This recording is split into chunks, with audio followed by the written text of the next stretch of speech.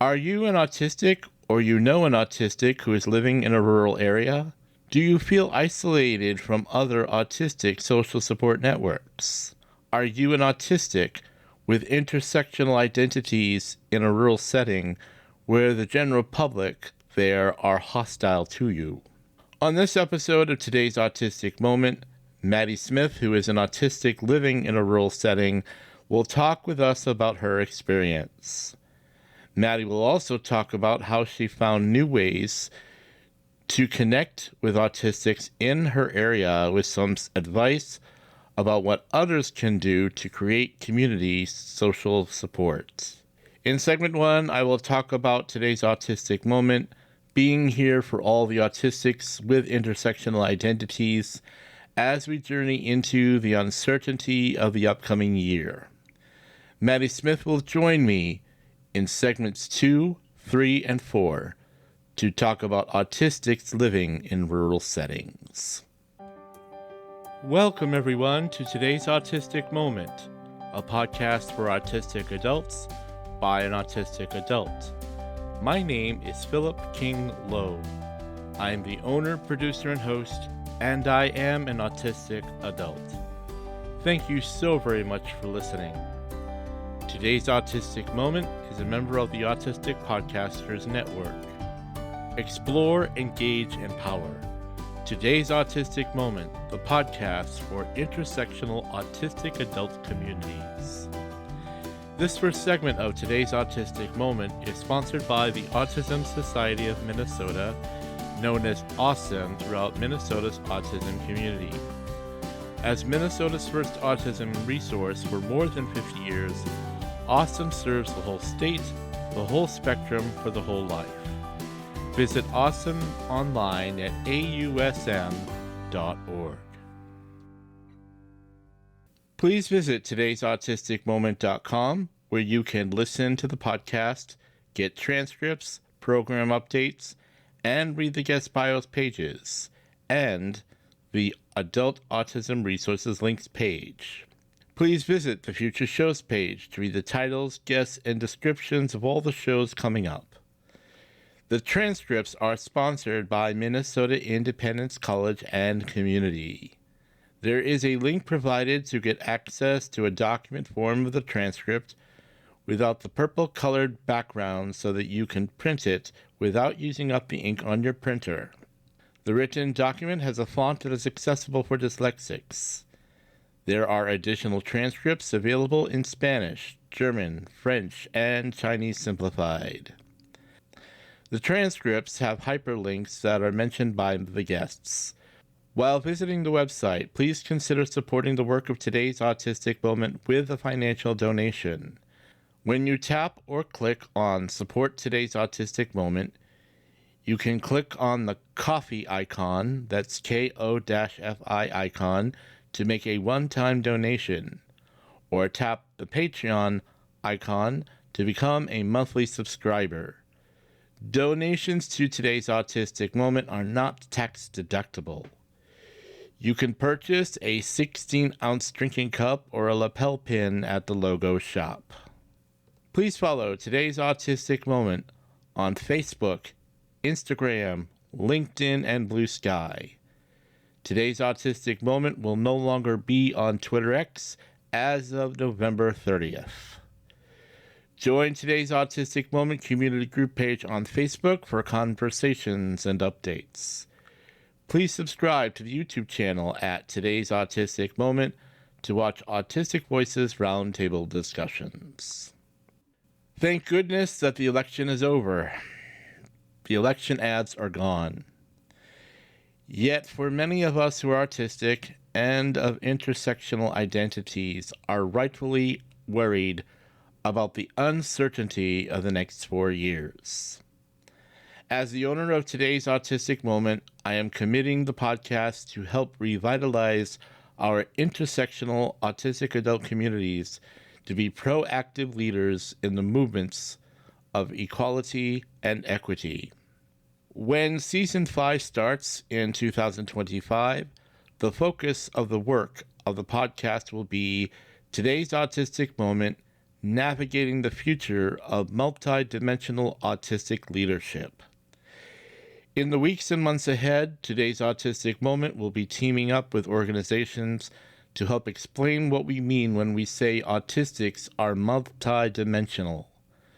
During the last 2 shows of this season, I will tell you more about the plans that are being made. For now, just know that today's Autistic Moment will be here with you as we journey forward. After this first commercial break, Madeline Smith will join me to talk about autistics living in rural settings.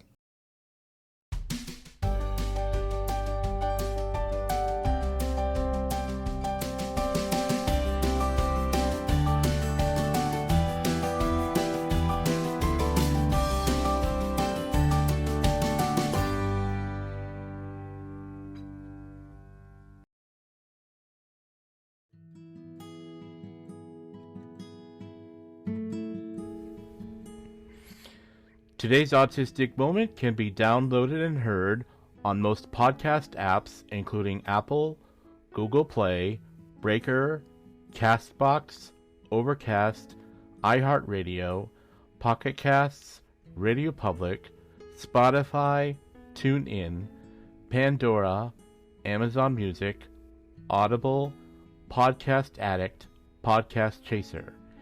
If you are looking for the transcripts, go to todaysautisticmoment.com, click on the episode you want to listen to, and follow the directions to find the transcripts. Thank you for listening to today's Autistic Moment.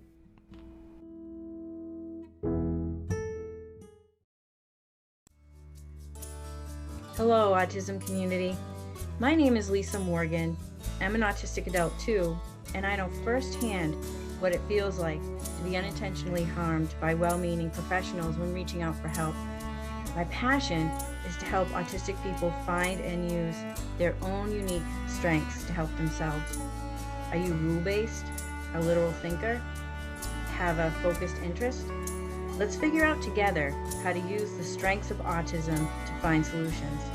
I offer life coaching for autistic adults and individualized workshops for professionals.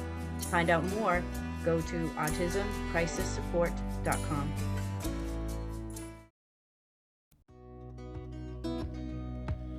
For 28 years, Minnesota Independence College and Community has celebrated the uniqueness of every autistic and neurodivergent adult through individualized, holistic vocational, and life skills training programs and a supportive, inclusive community that promotes both independence and true belonging. Your donation to MICC equips and empowers participants to live independently, thrive in meaningful employment, and build friendships and connections. These funds are vital to helping MICC deliver programming that equips and empowers participants to lead the lives they want to lead. Support MICC by donating on Give to the Max Day anytime beginning November 1st through November 17th, and learn more about all our programs on our brand new website, micc.org.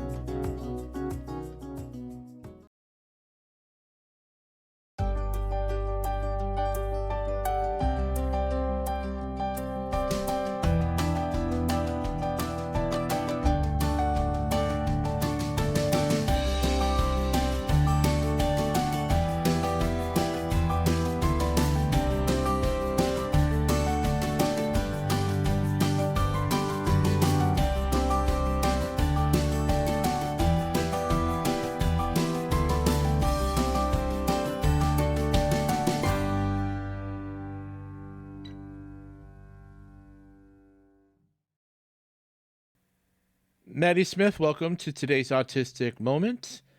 It is my privilege to have you here today, so welcome. Hi, thanks for having me. You're welcome. Okay, so you and I have been in some conversations for a few months now, and we're talking about an important topic today about autistics living in rural settings. What a great topic to have. You know, there are so many things we can talk about and we will talk about.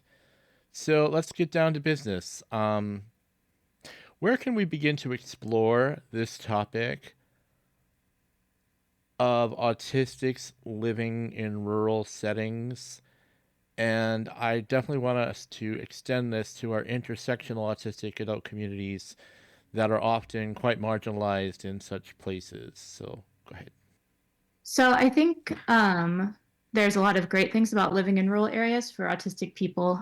Some of the things that you had mentioned in the description, such as that it's a little bit of a quieter environment, so that can be easier. But there are generally a lack of resources, and the resources that are here are sometimes outdated, a little bit overstretched, and not always for um, a wide portion of the population. A lot of times they can be for children, or they are not always the most culturally competent for people with intersectional identities.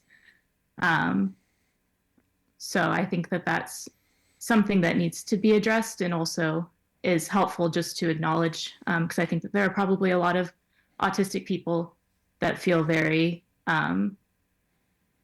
left behind Mm, and without hope in some ways, because it feels like they're not being offered any support. right. And it can also be very difficult for them to find other autistics that they Hmm. can relate to Yeah, and socialize with. Talk about that. yeah, definitely.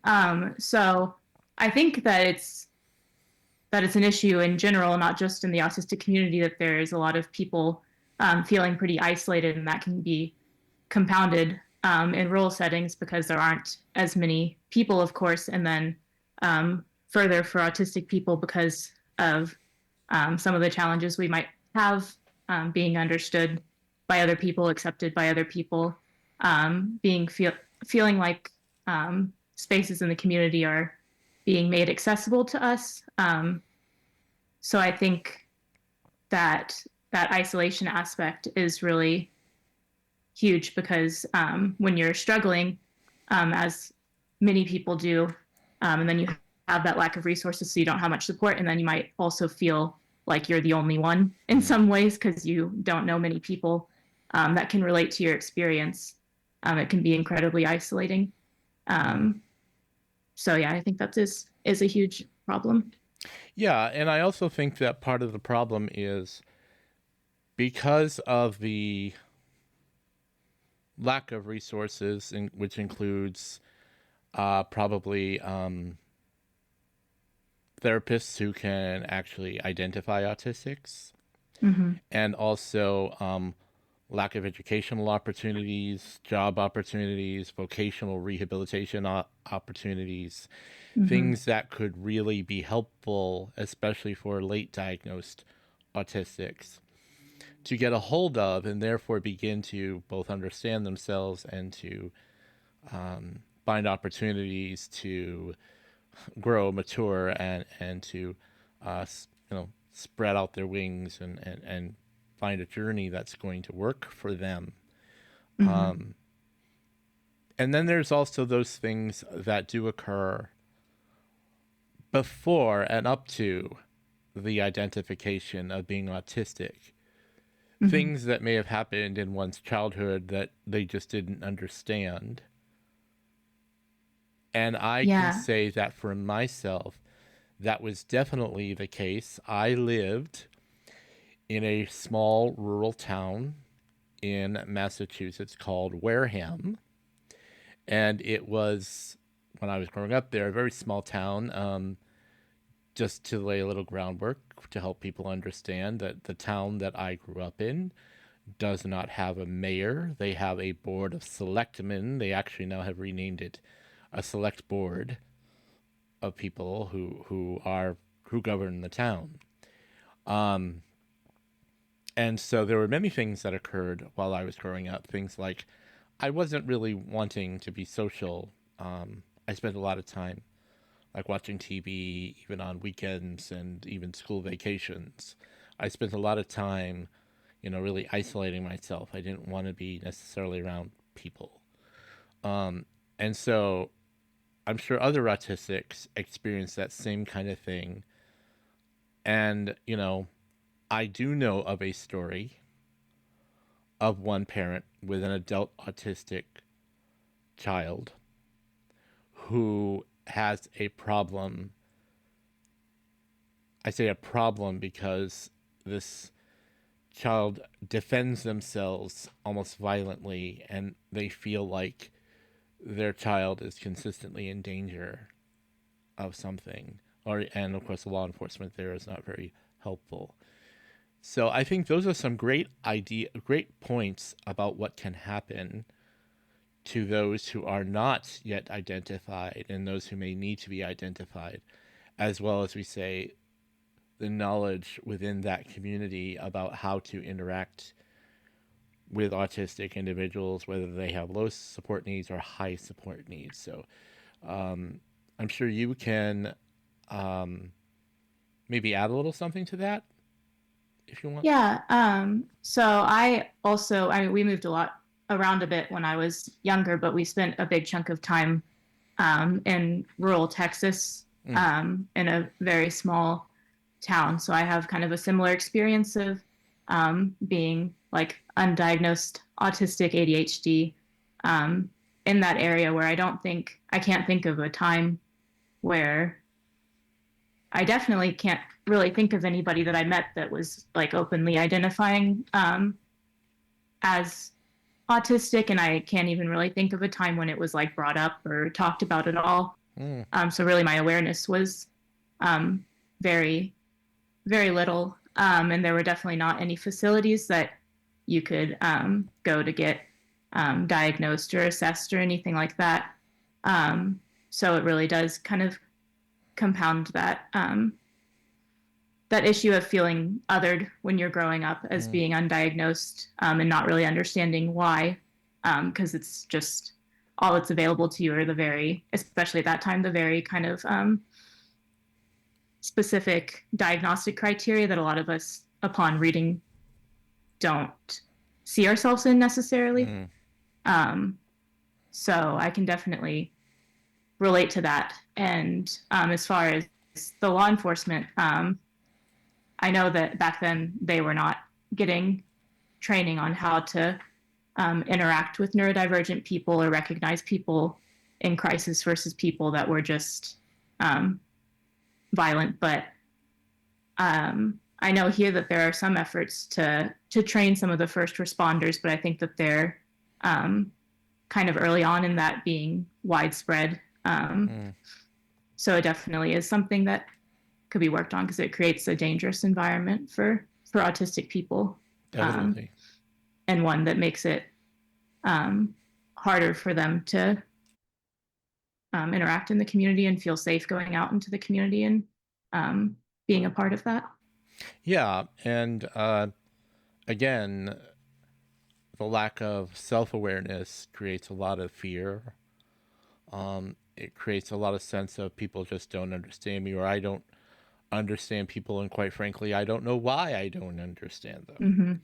I think a lot of the time that I was in my rural settings, it wasn't just a matter of not necessarily understanding people around me, but not understanding why I don't understand people around me. And the isolation can come from people who just can't give you that answer, so. Yeah, I think for me, I didn't really understand why I didn't understand other people. And then I also didn't understand why I couldn't just act like them, because a lot of what I was noticing when I was growing up is that I felt like I couldn't match people's energy necessarily. Like they would be more outgoing, more loud, and I would feel like I was kind of like balled up, not really fitting in.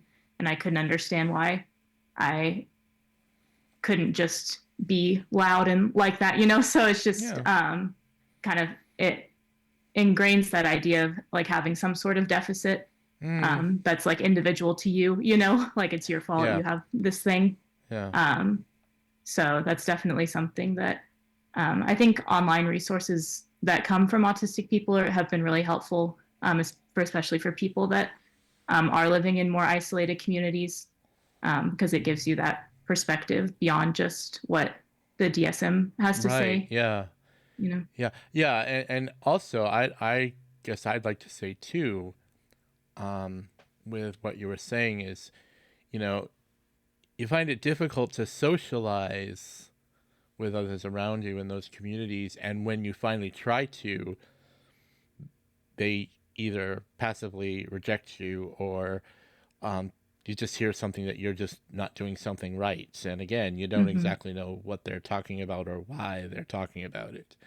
Um, I think we need to also talk about the fact that in a lot of rural settings, um, the issue of our intersectional communities that are autistic, those who are Black autistics, LGBTQ people, I mean, those areas can be really toxic for the acceptance of people who are different from ourselves, especially when it comes, there's the autistic factor, but then there's also the factor of there's so much racism, there's also rejection if somebody's transgender, and a lot of us are autistic and we have multicultural identities, if you will, Mm-hmm. and you know, it is not only it's isolating, but it's very it's scary to live in some of those communities because of, especially since a lot of the violence and the talk now has become so socially acceptable, Mm-hmm. via the recent political and social climates that we're in. Mm-hmm. So I think that's worth mentioning here and important that we do. Yeah. Yeah, I think it can be hard to know when a space is going to be welcoming or safe and when it isn't, especially for people with those intersectional identities. And also just the fact that we like might not feel like we fit um, in the communities that are available to us. So like I identify as LGBT as well, and Bemidji actually, where I live, actually has a really great pride like organization that's active year round, and they do a lot of really great things. But sometimes I am hesitant to be involved because they can be a little bit overstimulating Yeah. for me and overwhelming, and sometimes feeling a little other, just like I said, by not being able to match like that sort of energy. Yeah. And so it kind of can isolate further from the communities that might be available to us because there is a unique experience in being autistic and LGBT, Mm-hmm. versus just being autistic or having other identities. And in that case, it's almost it can be different than the experiences of people of color, Indigenous people, because there is such a large overlap in LGBT people and neurodivergent people that it's not something that's ever made me feel othered in neurodivergent communities for me personally. But living in rural areas, it can be hard. As much as we'd like to think that like all autistic people are progressive and accepting of identities, we don't know that just because a space is like a neurodivergent space that it's going to be um, welcoming and safe or comfortable. Yeah. Um, so I think that can be something that can cause further isolation. Yeah. I just think it's important that we say these things, because, as we know, a lot of the conversations around autistics, neurodivergence, and a lot of our intersectional communities, there are conversations that just are not happening in safe environments and environments where someone's going to actually listen or and not feel like their voices are drowned out or spoken over. And that's why I do Mm-hmm. like to have these conversations on this podcast, because it is a safe space where we can have those conversations. So Mm-hmm. that's one of the reasons I do like to have them here. Yeah. And I think, yeah, in addition to it affecting, just feeling included or welcomed, it affects access to resources because what resources are here, people they might not be the most, I guess, culturally competent. Mm. They might not feel comfortable utilizing them, or they might be harmful, Yeah. to people. Yeah. So I think that all of that creates an even wider disparity as far as access to support and the resources that people need. Absolutely. Absolutely. After this next commercial break, Maddie and I will talk about an example of how neurodivergence can become proactive to create social support opportunities for autistics in rural areas.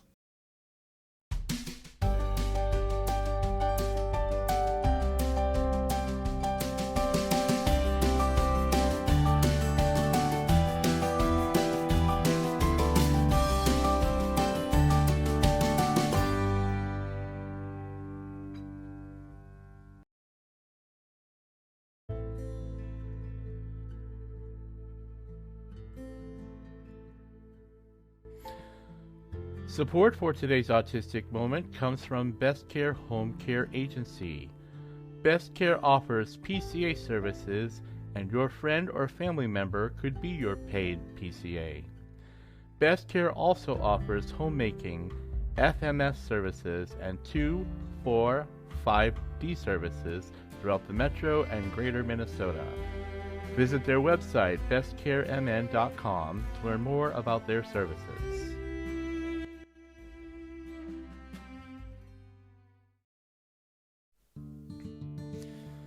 Today's episode is brought to you by Matthew, the hashtag ActuallyAutistic Coach. If you're an autistic adult seeking support, or a friend, family member looking to better understand and assist autistic adults, Matthew is your go-to resource. As a seasoned teacher, consultant, and mentor, Matthew is dedicated to empowering the autistic community. He offers free support groups for autistic adults, educational workshops, and online meditation circles for mindfulness. For organizations, Matthew provides specialized training sessions on inclusivity. With over 15 years of mentoring autistic entrepreneurs, he offers personalized one-on-one coaching, guiding individuals to start businesses, manage careers, and build healthy relationships while embracing their authentic autistic selves. Matthew believes in thriving, not just surviving. Visit theautisticcoach.com today for a more empowered future.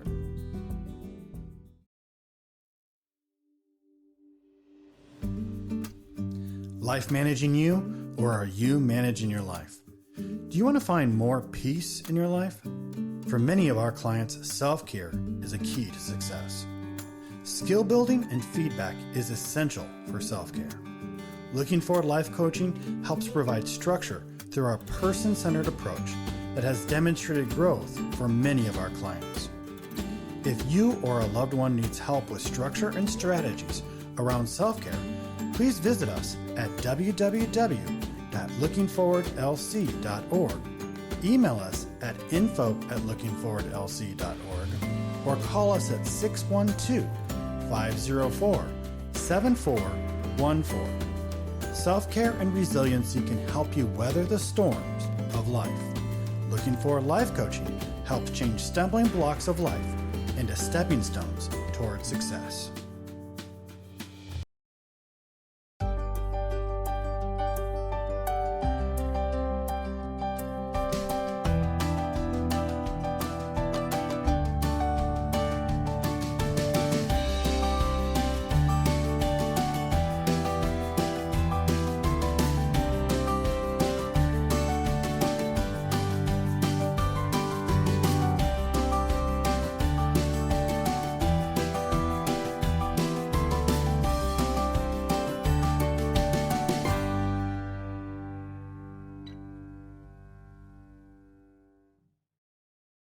My second question is going to be challenging for everybody here, but it's the question about how do we get our autistic intersectional adult communities engaged in addressing these things. And again, this is a little bit more complex, and if we find it difficult to say so, I think that's an understandable problem. As I mentioned earlier in the first part of this interview, that we're living in a climate that's very hostile to minorities and groups of people, and that has only been magnified by the recent election we've had. And so, part of engaging, I'm going to give one suggestion, is by that autistics and neurodivergence could actually help set the example for having some of those open conversations about these things.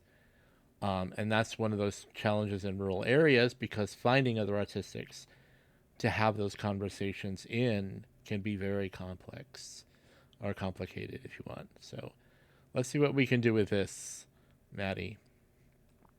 Yeah, I have found conversations amongst like fellow autistic people to be sometimes more open. I think, of course, everybody wants to be sensitive and understanding, but sometimes some of the uncomfortableness that's kind of common in like the societal kind of expectations of conversation in neurotypical communication can kind of impede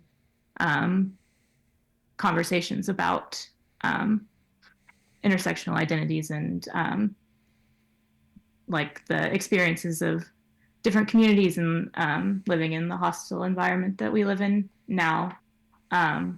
So I do think it is important to have those conversations, and that often having them with other neurodivergent people is can be very productive and almost healing in a way. My last episode with Shaliz Heard about autistics traveling, and I know this isn't going to be the easiest conversation, but about getting comfortable being uncomfortable. And this is a bit challenging because a lot of us autistics are just not comfortable most of the time. But the point is that there is going to be some discomfort. And some of what we can do to engage those conversations is just have an open conversation with each other about what makes us uncomfortable. And to just try to find some common ground within that lack of comfort. Why is it that we're uncomfortable living in our rural areas? What is it that's really making it very difficult? Let's talk through those conversations about why it is. And then through our conversations become proactive. Being proactive includes having such conversations like this. Do you have anything to add to that? Yeah, I think a lot of times when you can kind of sense that hostility that is present, and I mean kind of everywhere, but in rural areas, it feels like what people are asking you to do is either to kind of disappear or to conform. And I think that is kind of a common experience among a lot of different communities that can be used to connect, because a lot of times it feels like the solution that people are presenting for their own hostility is for us to kind of neutralize our identities to the extent possible. And so I think that that's something that could kind of at least start a conversation, but because that is kind of a common experience among a lot of us with marginalized identities, and just having a place where you can recognize those identities and talk about them, even if it gets uncomfortable, to talk about them in a way that they're recognized, can be kind of a good place to start, I guess. Well, you are part of Neurodivergent. Last year, all of my audience, you heard from Mitchell Shaps, who talks about that organization, and you do hear me mention them during the bulletin board at the end of each show. Has Neurodivergent been able to help with some of those engaging conversations? Yeah. So I actually helped start a group independent of men neurodivergent that was based in Bemidji, just focused on reducing social isolation and giving neurodivergent people a place to make connections and build community. And then a little bit earlier in this year, we officially became a branch of Men Neurodivergent in Bemidji. And it has really been helpful to kind of connect with other people and have some of those conversations and just feel like, I mean, I think for a lot of autistic people, it's just sometimes nice to feel like you have connections in the community, you have a place to go, you're not by yourself. Men Neurodivergent is doing something that I think is absolutely marvelous, because these are not neurodivergent individuals who are sitting around or standing around waiting for non-neurodivergent people to start something that's going to be socially helpful. Men Neurodivergent is a group of neurodivergents who are saying, we're going to start our own groups of people, and we are going to create those social opportunities. You know, that's what I love about what Men Neurodivergent is doing. And, you know, just being in a place among other people where fidgeting is accepting, you know, stimming is accepting, your sensory seeking versus your sensory processing needs are welcome there. Nobody is going to criticize you, gaslight you, or say, well, that shouldn't be a problem. They're going to be receptive. And I would take a guess that what you're doing there with Neurodivergent is you are creating those spaces to be, and that's part of the engagement. So go ahead from that. Yeah, I think that having resources for autistic and by autistic is one of the biggest things that can help in really everywhere, especially in the rural areas, because a lot of I think the issues with some of the treatments or supports that are available here is that they are offered to us by autistic people, and while some of them, I mean, they can still be supportive, of course, but it oftentimes just doesn't feel quite right. We feel maybe misunderstood, or that we're not being offered exactly what we need because of that misunderstanding, or sometimes it can feel a little patronizing. I know that there are other organizations that offer social opportunities, and sometimes it can feel a little bit like they're it can just feel like they maybe don't understand or kind of not talking to us like they're on our same level, maybe treating us a little bit like we're children, you know? Yeah, absolutely. Infantilizing. Yeah. So infantilize, that's the word I was trying to think of, sorry. Yeah, and so I think it's just really important to have communities of people where we can be ourselves and not have to worry about someone, you know, even not on purpose or maybe on purpose talking down to us. We can just let our natural behaviors out without thinking anybody's going to be looking at us weird or, you know, looking at us. So I think that that's really a huge thing, because the resources that have been the most helpful to me in my adult life have all come from other neurodivergent people. Yeah. So I think that having this organization, Men Neurodivergent, that's run by neurodivergent people, is kind of amazing. It's just really a different experience than what else is offered to us often. Yeah, absolutely. Absolutely. Well, we're already talking about empowering, and I do think that Men Neurodivergent and groups like that, they are empowering intersectional autistic adult communities to really change that, I always say, change the landscape of how things are. You know, again, creating communities of other autistics, neurodivergent people, and making room for intersectional identities. I know that the Twin Cities-based neurodivergent folks and several of the other communities in Minnesota are doing just that. Um, and just to really point out here, this is not something that just folks in Minnesota can do. This is something that other folks in other states can do. And it starts with some neurodivergent folks actually getting into the conversations about how do we find each other and what can we do. The Autism Society of Minnesota has their adult coffee clubs, and there are support groups and educational and social opportunities. And this is how we begin. This is how we empower autistic people to really change what's happening also in rural areas.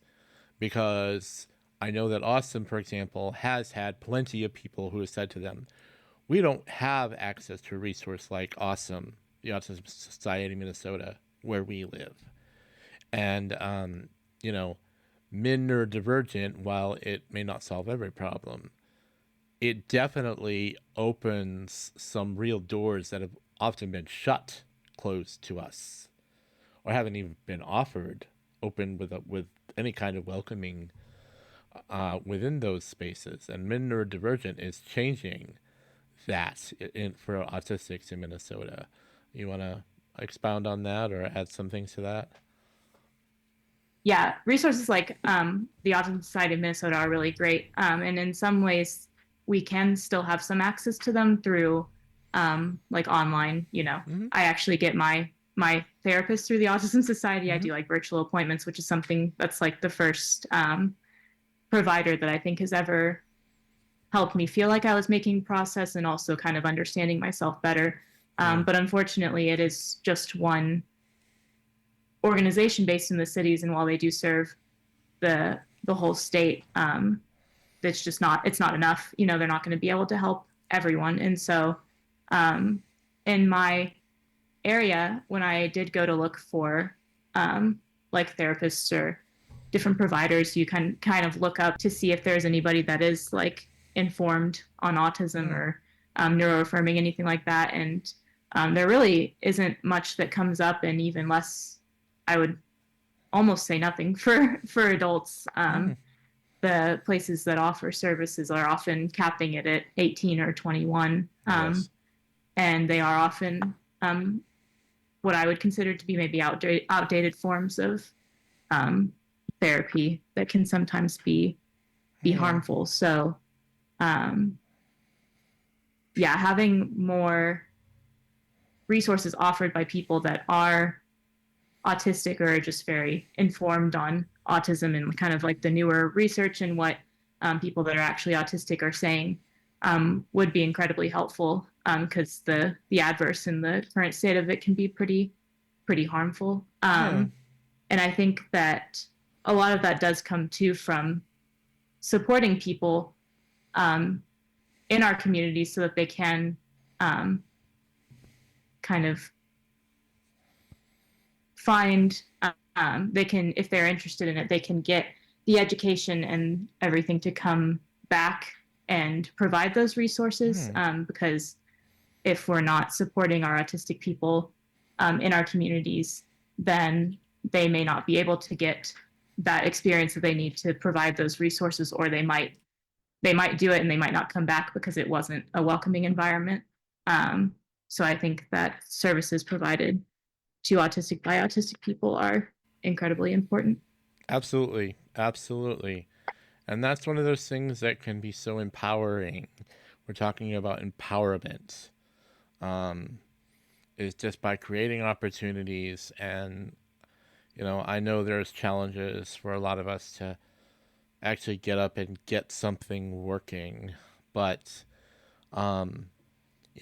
there is no substitute for other neurodivergent people to share with each other what we're experiencing. And my audience has heard me say on multiple occasions that the best way to advocate is by sharing with other autistics, sharing together as to the experience of what being autistic means for us.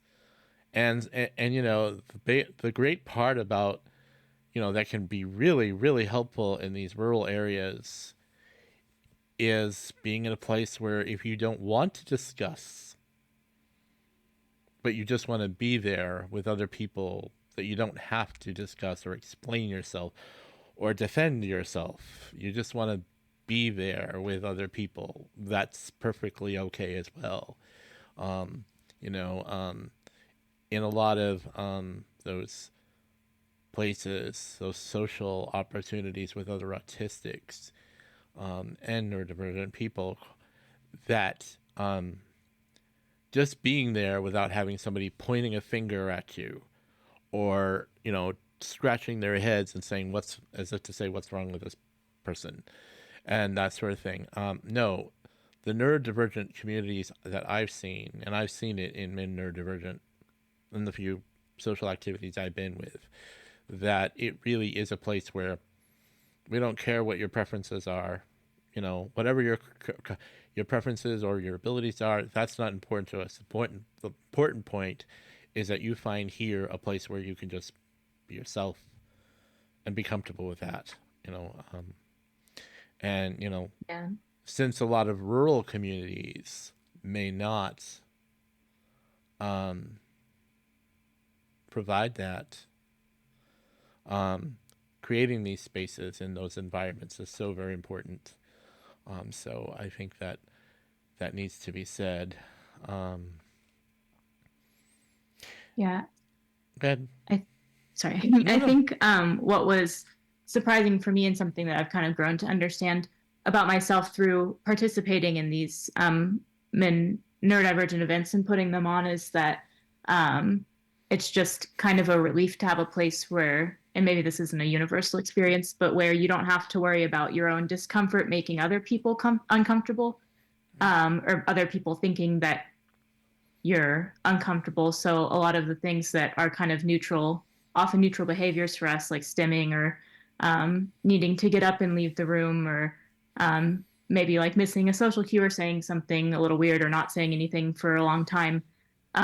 We're always worried about, or I'm always worried about how I find myself worrying about how that affects the other people in the room, and something that's just been kind of healing is to be in an environment where people aren't taking those behaviors to mean something that I don't intend them to mean, if that makes any sense. Yeah.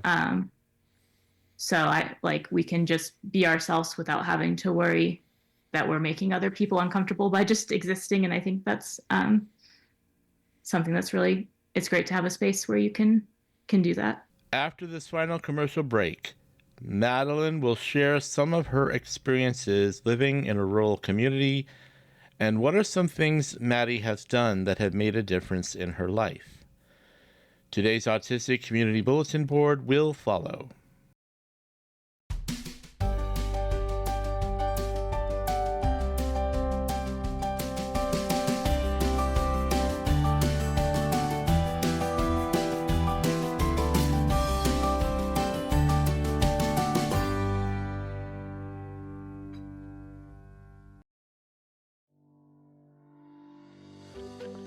Make a difference for autistic youth. Put your Give to the Max dollars to work to give the next generation of autistic young people the resource that many autistic adults say was missing from their own lives: a meaningful connection with an adult who truly understands. The Autism Mentorship Program pairs autistic youth ages 14 to 22 with autistic adults in one-to-one mentoring relationships that provide the youth emotional support and a sense of identity and belonging, empowering them to gain confidence and thrive. Please give to your max and help change a young autistic person's life. Visit autismmentorshipprogram.org and click on the orange Donate button to contribute your tax-deductible donation today.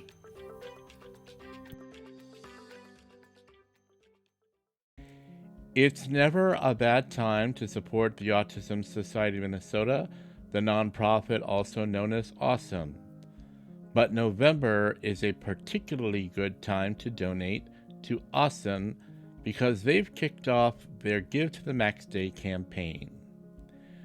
Donate to Awesome between November 1st and November 21st, and your contribution goes further thanks to matching funds from Awesome's board and other generous supporters like you. A Give to Awesome on Give to the Max Day furthers Awesome's advocacy for inclusivity and accessibility. Your support helps Awesome create a stronger, better Minnesota through the transformation of social service, mental health support, and disability rights. As Minnesota's first autism resource for over half a century, Awesome serves the whole state, the whole spectrum, for the whole life. To support Awesome during Give to the Max Day, visit givemn.org November 1st through November 21st and search Autism Society of Minnesota. Donations stay in the Minnesota autism community, and every dollar counts. Your support helps Awesome create connections that empower the autism community with the resources needed to live fully. On December 8th, Matthew Lawrence, the #ActuallyAutistic coach, will be my guest for the Autistic Jewish Experience. This episode dives into the unique intersections of autism and Jewish identity, exploring how autistic Jews navigate faith, community, and self-advocacy within both Jewish and neurodivergent spaces. We will also discuss the challenges of navigating sensory-rich environments and addressing the stigmas in both Jewish and autistic communities. We will be talking about cultural differences and not seek to convert people to any particular religion. Join us for this exceptional show. The final episode of Season 4 will be Embracing the Intersectional Autistic Culture with Dr. Angeline Kinden, who is the host of the Autistic Culture Podcast. All of the episodes of today's Autistic Moment in 2024 have focused on our intersectional autistic communities. We will explore what embracing the intersectional autistic adult communities means so that all of us feel that we have a place of belonging in the movement of neurodiversity.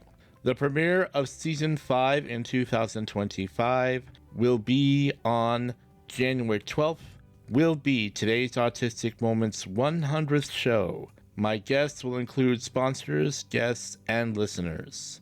Together, we will celebrate what we are achieving, talk about why the sponsors support the podcast, and look at where we are going in 2025.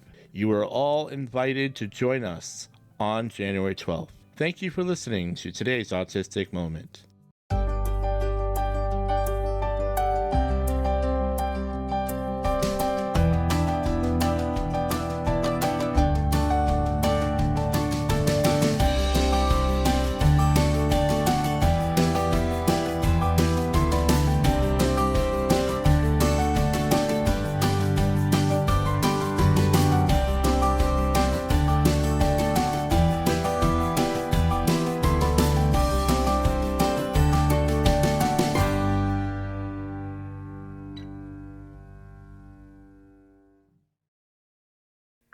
Maddie, as we prepare to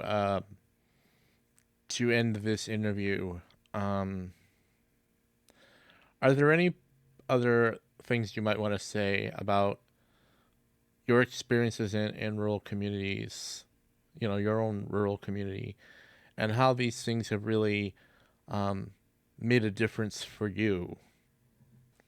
I think that just realizing that I'm not alone and not like an anomaly, I guess, is very helpful through participating in these events and meeting other people. And also because I help, or because I put them on, it gives kind of a sense of purpose as well. But it's just, it can be easier to almost give up on yourself or just be really hard on yourself when you're not seeing other people like you, because when you see other people that are exhibiting behaviors that maybe in the past due to internalized ableism you've been very hard on yourself for, you realize that that's not something you would ever criticize someone else for as harshly as you criticize yourself. And I think that through being part of these communities and making connections, it just helps a lot with that self-understanding and self-acceptance, and finding ways to support yourself instead of trying to change yourself, which I know is an experience that a lot of late diagnosed people have, because before you have that self-awareness, I feel like a lot of life is kind of focused on either withdrawing from the community or trying to change yourself to be able to fit into the community. So it's just nice to have another option. And I think that it's really impactful. And I would encourage anybody, if there are ways that they can connect with other neurodivergent people in their area, I would definitely encourage it. I think it's been, kind of life-changing for me, and that it's just a very comfortable kind of low-stakes space that I feel like can really help you feel more in line with yourself and like you deserve to exist as you are. Yeah, absolutely. Absolutely. Maddie Smith, this has been a fantastic conversation. I think we've given our audience a look at what being autistic and living in a rural area can be like, and some ideas of how we might change the atmospheres or environments there for a lot of autistics. So thank you so much for being here today, and we definitely look forward to more conversations with you in the future. Yeah, thank you for having me. I enjoyed it. Thank you. Today's Autistic Community Bulletin Board. All of these events and many others with their links can be found at todaysautisticmoment.com/bulletin board. The Awesome Coffee Club for Autistic Adults is a space where autistic and neurodivergent adults can connect with each other, foster friendships, and build community while enjoying a favorite beverage or snack. While it is free to participate in Awesome's Coffee Club, we ask that participants purchase something from our venue. Please note the time change, that meetings now begin at 4 p.m. to 6 p.m. on Tuesday, December 3rd at Dogwood Coffee, located at 2700 University Ave, West St. Paul, Minnesota. Zip code is 55114. Understanding Autism virtual classes are offered by the Autism Society of Minnesota. These classes are perfect for autistic individuals, caregivers, those who want to understand the basics of autism and support autistic people. Classes will be on December 9th at 6 p.m. Classes are free of charge, but you must register to attend. Are you a professional who works with autistic people, such as a therapist, psychologist, occupational therapist, psychiatrist, social worker, case manager, or healthcare provider? Join the Awesome Professional Networking Group to work with the Autism Society of Minnesota's counseling and consultation team that offers a resource to help you network with other professionals. Group sessions are held monthly. See Awesome's event calendar for more information. Other workshops include Guardianship, What You Need to Know, on November 19th. A workshop called Executive Functioning Essentials, Practical Tools for Everyday Life on December 5th. And Minnesota Service Navigation on December 17th. Go to ausm.org to get more information about these and other social and recreational programs, educational events, counseling services, and support groups at the Autism Society of Minnesota. Min Neurodivergent is a social club rooted in a vision of bringing neurodivergent Minnesotans together to build meaningful connections. Its core principle is to foster an environment where all are treated with dignity and respect, regardless of ability or preferences. Go to the bulletin board at todaysautisticmoment.com and click on the meetup link to become a member and attend their events. Today's Autistic Moment is here because of the generosity of supporters and sponsors. Please join the supporters by clicking on Support Today's Autistic Moment on todaysautisticmoment.com. If you work for a company or organization that supports autistic adults and the movement for neurodiversity, I would love to have you sponsor ads on the show. If you would like to sponsor an ad and or have questions about Today's Autistic Moment, please send an email to todaysautisticmoment@gmail.com. Thank you for listening to Today's Autistic Moment, a podcast for autistic adults by an autistic adult. May you have an autistically amazing day. All of the guests meet with me on Zoom to record the interviews. The interview transcripts are provided by Otter. The podcast is prepared and edited on WavePad Masters Edition by NCH Software. The podcast is published by Spotify for Podcasters. The music that you hear is licensed to Today's Autistic Moment by PremiumBeat.com.